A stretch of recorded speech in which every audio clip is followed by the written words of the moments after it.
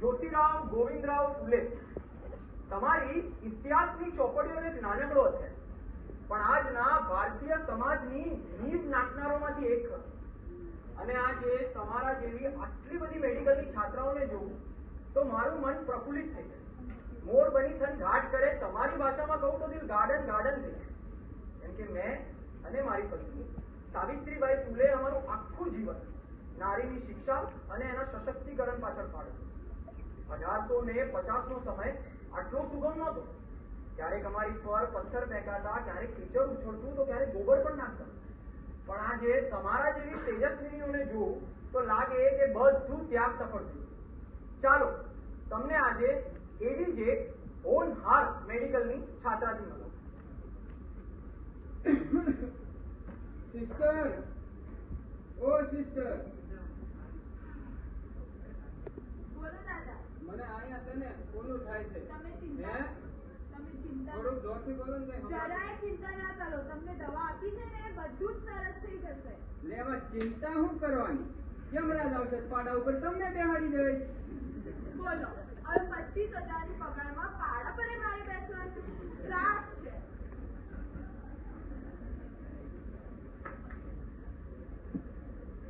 Sister, ઓ બેન, કાનપુરમાં હડતાલ લાગે છે. ચેકઅપ બેકઅપ કરાવો કઈ. યાર, આ દાદાનો સખત ત્રાસ છે. અરે હું જઉં વાત કરવા. શું થયું દાદા? હમણાં તો તમને દવા આપી. 5 મિનિટ ઉગાડો, તમારો દુખાવો ઉડન શું થઈ જશે. બિલકુલ નિશ્ચિત રહો. સીટી સ્કેનની રિપોર્ટ આવે એટલી જ વાત. કાલે બપોરે તો તમે ઘરે જમશો, એ મારું વચન છે.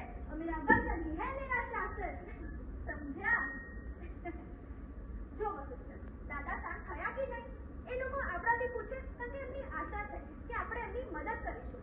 અને જો અગર આપણા ધ્યાનથી ને આપણા વચનોથી કોઈની પીડા દૂર થાય તો એ વરદાન કહેવાય. કહેવાય કે નહીં?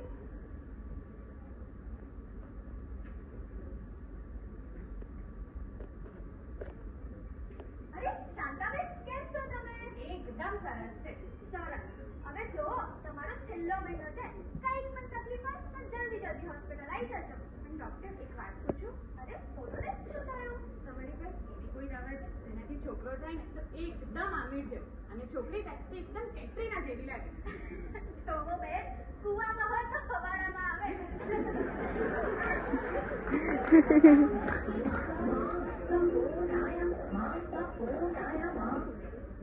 હેલો. હા મમ્મી. બેટા જમી લીધું? જમી લીધું મમ્મી. શું જમ્યું? અરે મમ્મી, એ તો ઝોમેટો સ્વિગી કરી દીધું. બસ બહારનો કચરો જ ખાખા કરો જ તમારે. માં આટલી મહેનત કરીને ટિફિન મોકલે તો રાત્રે એવું ને એવું પાછું. મમ્મી, તું ખાવા સિવાય કોઈ બીજી વાત કરીશ? બેટા 1:30 વાગી રહ્યો છે રાતનો.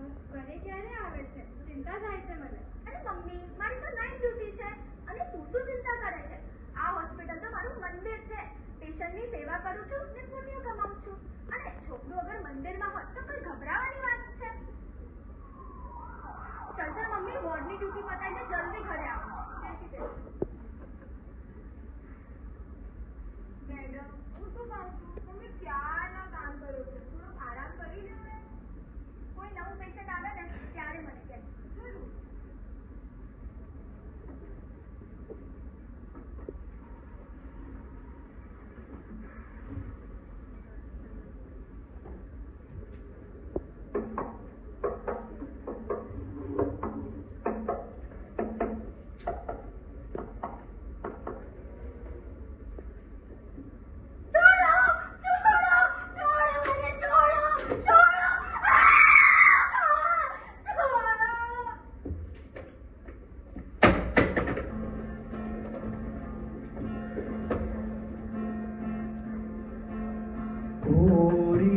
चिड़ैया नन्ही सी चिड़िया अंगना में फिर आ जा रे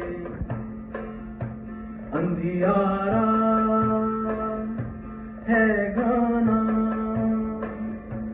और लहू से सना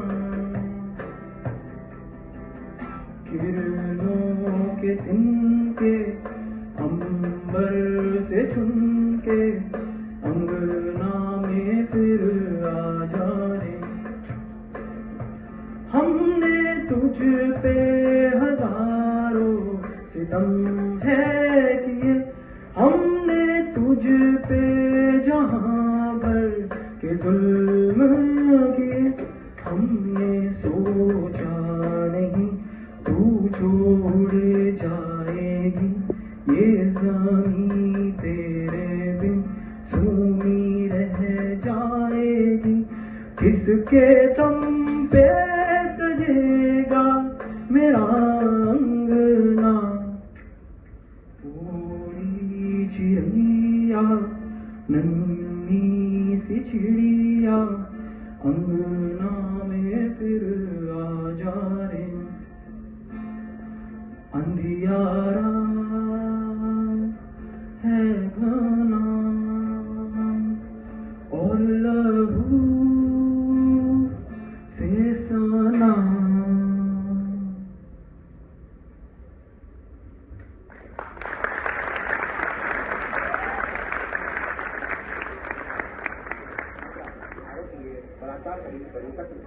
जघन्य अपराध ने चिकित्सा जगत को झकझोर दिया। चौंकाने वाली घटना में ऑन ड्यूटी महिला डॉक्टर के साथ बलात्कार और हत्या। Heinous medical crime. Lady doctor raped, murdered at her workplace. Medical fraternity in shock. Nation demands answers. We want Justice! We want Justice! बेटी हम शर्मिंदा है, तेरे का दिल जिंदा है, बेटी हम शर्मिंदा है। तेरे का दिल जिंदा है। નમસ્કાર દેવીઓ અને સજ્જનો, હું આવ્યો છું એજીગઢ મેડિકલ કોલેજની બહાર અને તમામ મેડિકલ ફેટર્નિટીમાં ભારે ગુસ્સા અને દુઃખનું વાતાવરણ જોવા મળી રહ્યું છે. પૂરા દેશના ડોક્ટરો સ્ટ્રાઇક પર જતા રહ્યા છે. ચાલો જાણીએ આપણે આ ડોક્ટરથી કે શું છે આ આંદોલન પાછળનું મુખ્ય કારણ. ડરનો માહોલ છે, ગભરાઈ ગયા છે અમે અહીંયા. કામ પર જતા પહેલા સૌ વિચાર આવે છે, ડર લાગે છે. જ્યાં લોકોના જીવ બચાવ્યા ત્યાં પોતાના જીવ પર જોખમ. જેણે પોતાનો દિવસ રાત એક કરીને દર્દીની સારવાર માટે પોતાની જિંદગી ખપાવી દીધી, શું આપ્યું આપણે એને? નષ્ટ કરેલા એવિડન્સીસ, ખોખલી ઇન્ક્વાયરીઓ, ભ્રષ્ટ તપાસ અને જાનવર જેવી બદતર મોત. જેને ભગવાન ભગવાન કીધું એની જોડે આટલો અવમાનવી વ્યવહાર. Save the saviour save the saviour. Medical છાત્રો ભારે દુઃખ અને ગુસ્સાનું વાતાવરણ જોવા મળી રહ્યું છે. ચાલો જાણીએ આપણે આ ડોક્ટરથી કે શું છે એમની મુખ્ય માંગો. હું તમામ ડોક્ટર મિત્રો અને મેડિકલ ફ્રેટર્નિટી તરફથી માંગણી કરવા માંગુ છું કે એવી પોલિસી અને નિયમો બને જે ડોક્ટર તરફ થતા હિંસાને અટકાવે અને દૂર કરે. હોસ્પિટલના સિક્યુરિટી પ્રોટોકોલ ઉચ્ચ સ્તરના હોય. 24 અને 36 કલાકની ડ્યુટી તો હોય જ છે, પણ સાથે સરખી સલામત આરામ કરવા માટેની જગ્યા પણ હોય. આ ઘટના આ એક ડોક્ટર દીકરીનું જ સોમાન નહીં પણ આખા સમાજનું સોમાન ગવાયું છે. તેથી આ ઘટનાની યોગ્ય અને નિષ્પક્ષ તપાસ થવી જોઈએ. અમારી કોઈ હાઈફાઈ માંગો નથી. હ્યુમન સેફટી એક બેઝિક રાઈટ છે. તે સાથે હું એટલું જ છેલ્લે કહેવા માંગીશ, નો સેફટી નો ડ્યુટી, નો સેફટી નો ડ્યુટી. તદ્દન સાચી વાત છે. જે લોકો પોતાનું આખું જીવન મનુષ્ય જીવને બચાવવા સમર્પિત કરી દે છે, તેમની જો આપણે આટલી સાધારણ માંગો પૂરી ના કરી શકીએ તો એક દેશ, એક સમાજ તરીકે આપણે વિફળ ગણાય. દેવીઓ અને સજ્જનો, ભારત ટીવીના સૂત્રો દ્વારા નવી માહિતી જાણવા મળી રહી છે. ડિસ્ટ્રિક્ટ કોર્ટનો ચુકાદો આવ્યો છે. 4 આરોપીઓમાંથી કેવલ એકને દોષી જાહેર કરવામાં આવ્યો છે. આ નિર્ણય સાંભળીને લોકોના મનમાં સખત અસંતોષ જોવા મળી રહ્યો છે. ચાલો જાણીએ આપણે કે ડિસ્ટ્રિક્ટ કોર્ટે શું કર્યું. Order order order. State versus Roy કેસની ફાઇનલ વર્ડિક્ટ. આ કૃત્ય તદ્દન નિર્દય, ક્રૂર, અમાનવીય અને ઘૃણાભરેલું છે. આરોપીએ પીડિતાની શારીરિક ગરિમા તો રોંધી જ, પરંતુ તેની જીવન લીલા પણ આ કૃત્યથી સમાપ્ત કરી છે. આ અપરાધ સમાજના અંતઃકરણને હલાવી નાખનાર છે અને કઠોરતમ દંડને પાત્ર છે.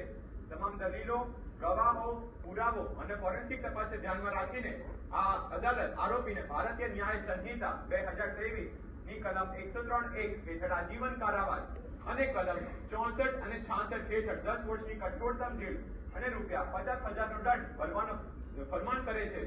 બીજા પૂરતા સબૂતોના અભાવના કારણે આ અદાલત બાકીના 3 આરોપીની દયાસતને બરી કરે છે.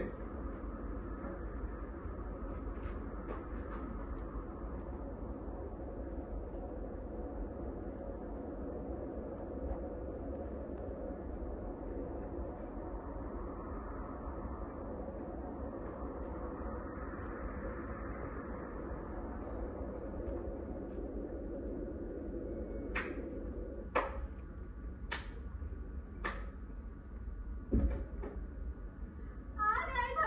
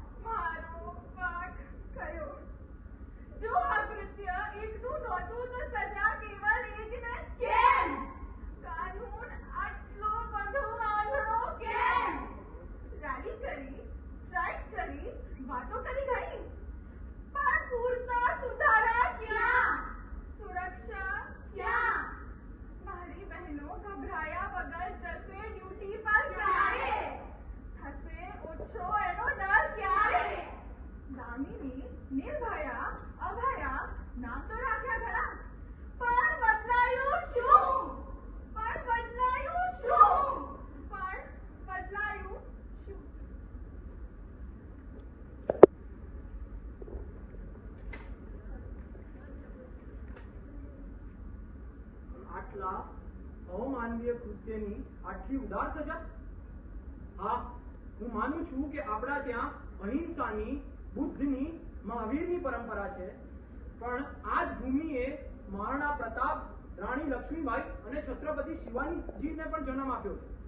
કે પછી આપણે મહાભારતની ગાથા ભૂલી ગયા છે, જ્યારે આંધળા ધૃતરાષ્ટ્રની આંધળી સભામાં પુત્રવધુ માં દ્રૌપદીનું ઘોર અપમાન થાય છે, જ્યારે અટહસ કરતા કૌરવોની સામે દુશાસન એમનું ચીર હરણ કરવાનો પ્રયાસ કરે છે, જ્યારે સ્ત્રીની ગરિમાને આવો ઊંડો ઘા થાય, તો એના સ્વરૂપે પછી કુરુક્ષેત્રમાં કેવો રણ સર્જાય છે, આખા કૌરવ કુળનો નાશ થાય છે, એ દુશાસનની છાતી ફાટે છે, અને ત્યારે ન્યાય.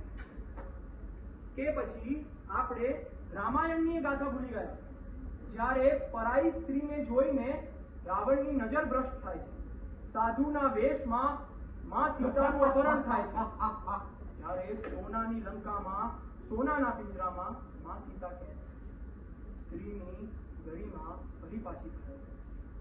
તો એના સ્વરૂપે પછી વિષ્ણુ અવતાર લઈને આવે છે, એ મહા અહંકારી, એ ત્રિલોક વિજેતા, એ લંકાપતિ રાવણનું નાશ કરે છે, એની આખી લંકાનું નાશ કરે છે, અને ત્યારે ન્યાય. આપણે આપણી દીકરીઓના હાથમાં એક કલમ તો પકડાઈ ગઈ, પણ આપણે હવે એમના બીજા હાથમાં તલવાર પણ પકડાવી પડશે, કેમ કે આપણી આ દીકરીઓમાં, આ લાડકીઓમાં અસુરોને નાશ કરનાર એ માં જગદંબા, એ માં ભગવતીનો બી અંશ છે. અને એટલે જ કહું છું, યા દેવી સર્વભૂતેષુ શક્તિ રૂપેણ સંસ્થિતા નમસ્તસ્યે નમસ્તસ્યે નમસ્તસ્યે નમો નમઃ નમસ્તસ્યે નમસ્તસ્યે નમસ્તસ્યે નમો નમઃ.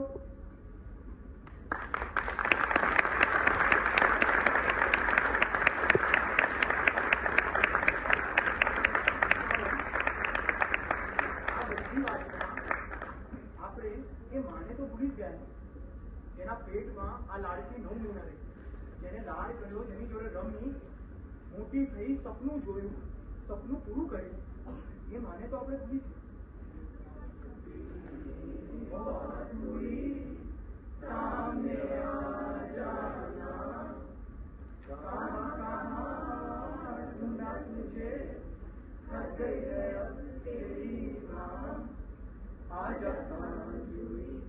मुझे तेरी फिक्र धुंधला गई, देख मेरी नजर